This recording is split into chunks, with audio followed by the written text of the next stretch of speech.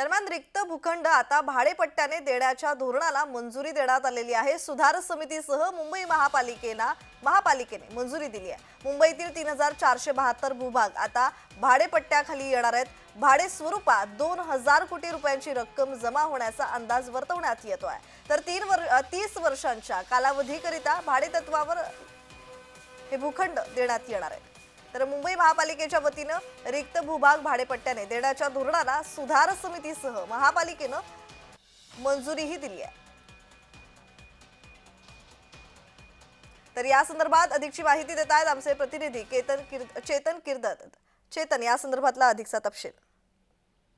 प्रज्ञा, मुंबई महानगरपालिकेच्या वतीने रिक्त भूभाग भाडेपट्ट्याने देण्याच्या धोरणाला सुधार समितीसह महापालिकेची देखील आता मंजुरी जी आहे ती प्राप्त झाल्याची माहिती आपल्यापर्यंत येते आहे। याच्या प्रत्यक्षात आता अंमलबजावणी जी आहे या अंमलबजावणीला देखील सुरुवात होणार आहे। त्यामुळे आता मुंबईतील तब्बल 3472 भूभाग जे आहेत ते आता भाडे तत्वाखाली आणून त्यांचे नव्याने धोरणानुसार भाडे करार जे आहेत ते करण्यात येणार आहे।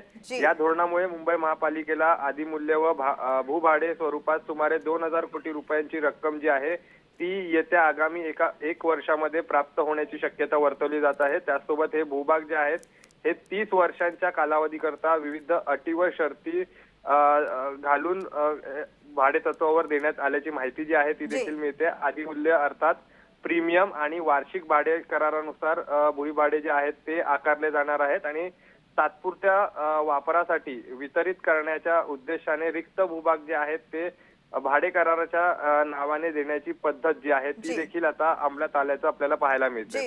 जी, धन्यवाद चेतन, तुम्ही दिलेल्या माहितीसाठी।